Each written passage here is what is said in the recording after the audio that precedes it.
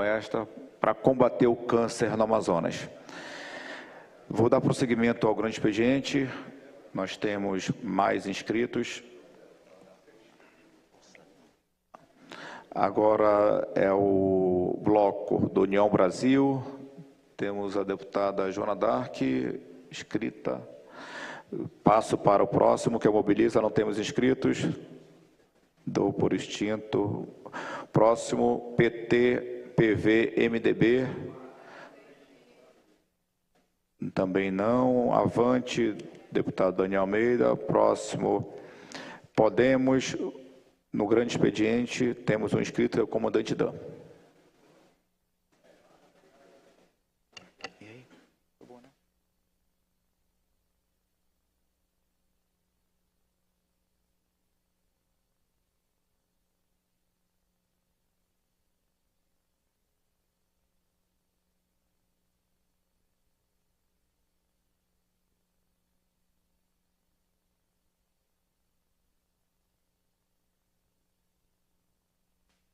Excelentíssimo senhor presidente, deputado delegado Péricles, cumprimento novamente cumprimento nosso amigo, doutor Gerson, que sempre gentilmente vem a esta casa trazer notícias boas no sentido de cuidarmos das pessoas que precisam de saúde pública, né? Então, prazer tê-lo aqui nesta casa novamente. Cumprimento aos colegas que estão aqui em plenário, na pessoa da deputada Mayra. Novamente cumprimento todas as mulheres aqui presentes, aqueles que nos ouvem e nos veem por intermédio das mídias convencionais, novas mídias, minha continência, meu brado de selva. Ofereço novamente a paz do Senhor Jesus. Presidente, no pequeno expediente, nós falávamos aqui em relação à segurança pública, e não tive a oportunidade de concluir o raciocínio, a informação, justamente em decorrência da compressão de tempo. Mas eu quero voltar a esta temática. No entanto, antes de voltar à temática segurança pública, eu quero aqui também compartilhar com os colegas uma grande oportunidade que nós temos. Esta oportunidade diz respeito a uma caravana federativa que vai estar aqui no estado do Amazonas nos próximos dias.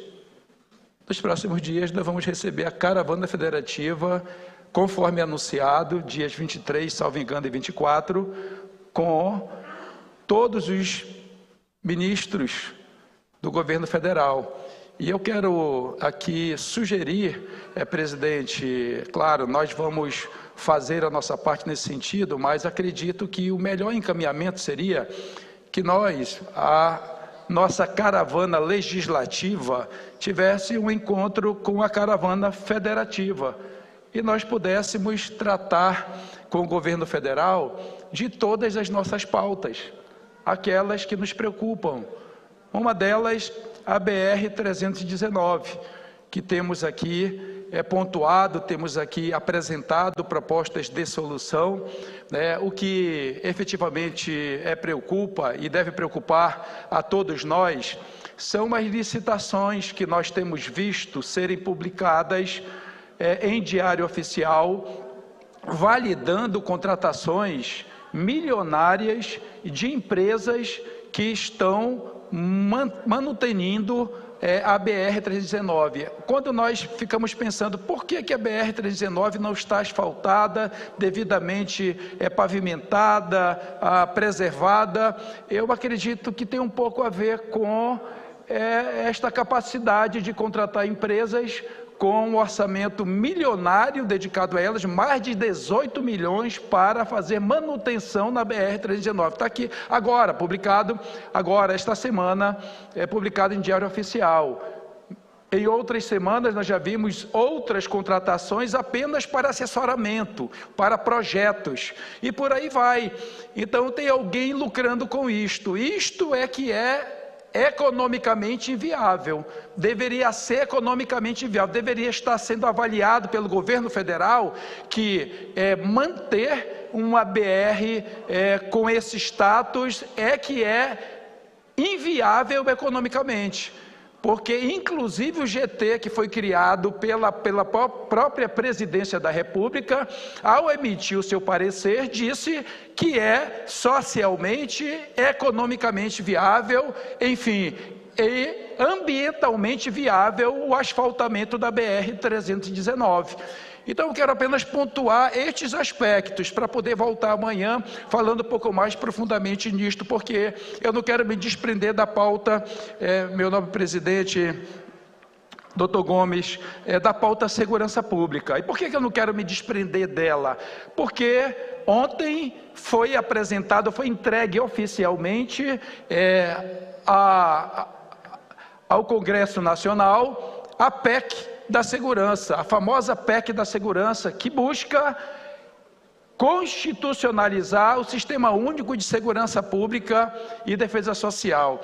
E aqui, presidente, eu quero, assim, de maneira muito transparente, muito clara, dizer a todas as pessoas que nos ouvem, o que nós falamos aqui em plenário, mesmo que ela esteja vazia, tudo que nós falamos é transferido para uma ata, que isso se torna num documento, né? E aquelas pessoas que têm oportunidade de ouvir-nos falar, sabem que nós estamos aqui tratando do interesse público. Então, no contexto da segurança pública, eu quero dizer que esse tipo de pirotecnia, as pirotecnias que apresentam possibilidades de maneira equivocada, desintegrada, não é convergente com o verdadeiro interesse público, porque sequer buscam fazer esta abordagem, esta proximidade de quem recebe os serviços públicos de segurança, que somos nós, que é o povo.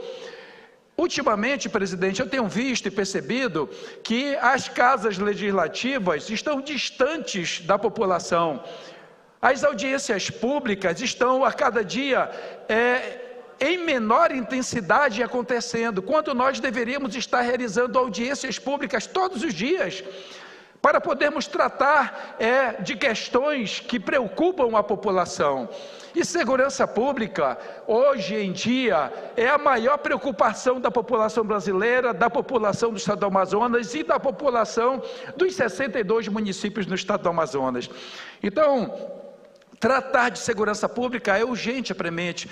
Constitucionalizar o Fundo Nacional de Segurança Pública, o Fundo Nacional, o Fundo Penitenciário, isto é premente, já deveria ter acontecido, porque nós precisamos saber de onde é que vem o investimento para que esta política pública efetivamente seja atendida.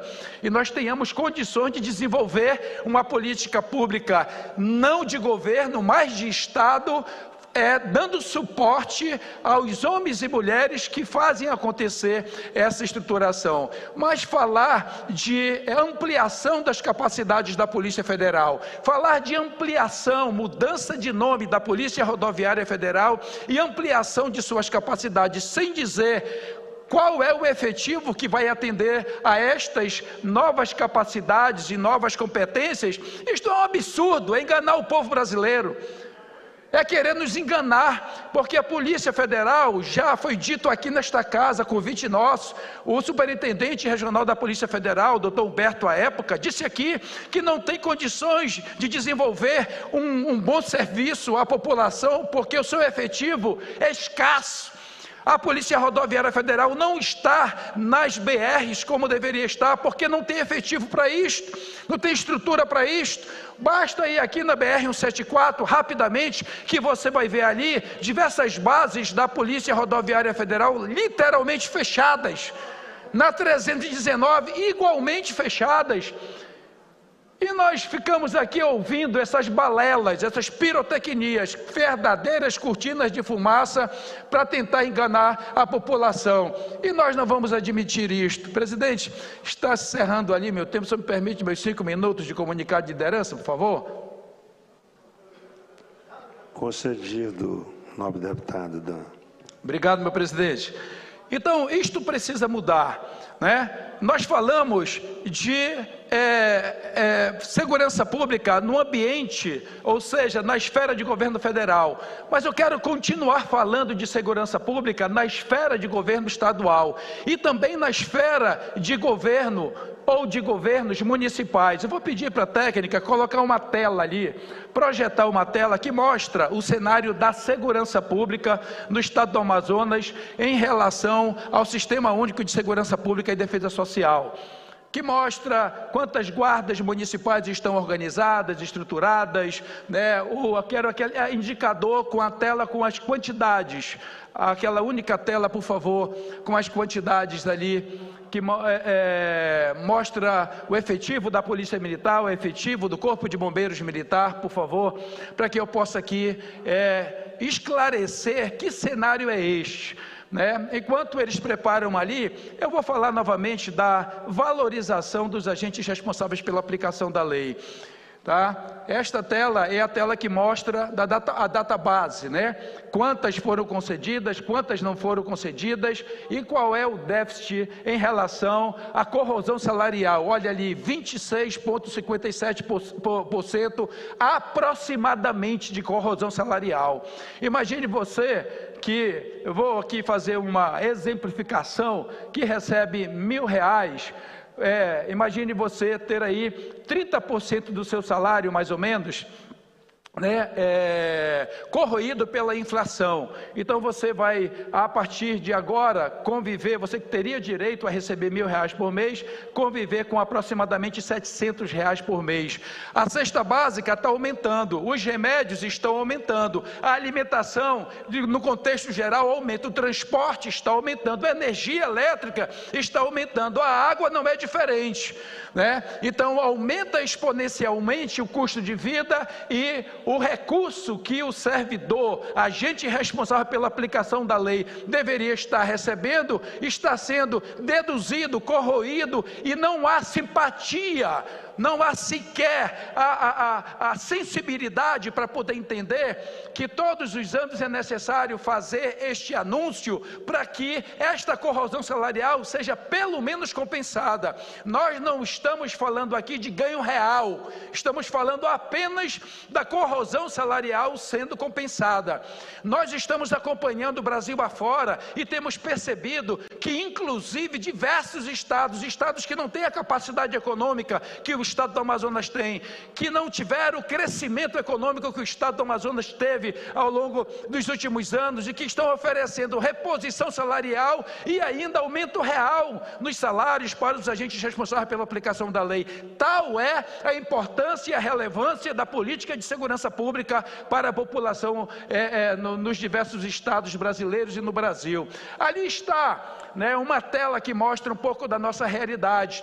Olha só, em 2018 nós temos o SUS. Por que eu digo que isso é balela, essa questão de embora aqui apresentar uma pauta para poder dizer que estamos fazendo alguma coisa, mas em 2018 já existia um SUS, está ali, as guardas municipais no estado do Amazonas, de 62 municípios, nós temos apenas em 20 municípios guardas municipais existentes, em 16 municípios não existem, nos restantes elas não estão legalizadas. Nós estamos dizendo que nós temos pessoas fantasiadas de guardas, não legalizados, desenvolvendo essa tarefa como se guardas fossem. Isto é uma incoerência. Comissões de segurança pública, nós saímos um grande avanço de 2 comissões para 26 comissões, mas ainda em 36 municípios nós não temos comissões. Como é que nós vamos tratar dessa pauta se nos próprios municípios não existe comissão de segurança pública? Se nos próprios municípios não existem os conselhos municipais de segurança pública, em 42 municípios nós não temos sequer o Conselho Municipal de Segurança Pública. Ora, se nós temos a comissão, se nós temos o conselho, os dois, porque o conselho municipal é a essência da segurança pública, o conselho estadual é a essência da segurança pública, o conselho nacional deveria ser a essência da segurança pública no nosso país, para poder reunir a população, reunir polícia militar, civil, bombeiros militares, poder judiciário, Ministério Público, Defensoria e todos eles para tratarem da política de segurança pública. Então, presidente, realmente o tempo é pouco para quem tem bastante assunto. E eu quero aqui dizer que amanhã nós voltamos a esta pauta e a outras pautas que ficam pendentes, e quero aqui... Um minuto, deputado Dan. Obrigado, presidente. Só para citar uma pauta que nós vamos tratar amanhã, que é a pauta do indicativo da recomendação que o Tribunal de Contas do Estado fez em relação à utilização da lei que estabelece os planos de segurança nas escolas, e também desse cenário assustador que começa a aparecer com 7 municípios já comprometidos com relação às enchentes que estão acontecendo, a BR-230 sendo inundada, e os planos de contingência nós não vemos amadurecer. Muito obrigado, presidente. Com fé em Deus e foco na missão, vamos avançando. Obrigado por sua tolerância. Obrigado, deputado Dan. Transpomos a ordem do dia e damos a pauta como lida e encaminhamos as propostas de hoje, tendo 98 requerimentos que serão encaminhados aos seus respectivos destinatários, às comissões devidas. Apresentado também um projeto de lei que irão também às comissões técnicas para receber os pareceres. Temos também um projeto de resolução legislativa. E então, senhores e senhoras, convidamos todos os demais deputados para a próxima sessão em horário regimental. Damos por encerrado essa sessão. 11h28 em Manaus, 11h28. Neste exato momento, passamos o sinal da Rádio Aliança Senado para nossa programação nacional em Brasília. Rádio Aliança FM 106,9 MHz, música e informação. Assembleia Legislativa do Estado do Amazonas, cuidando da nossa gente. Presidência, deputado Roberto Maia Cidade Filho. Diretora responsável, jornalista e radialista, Mônica Santaella.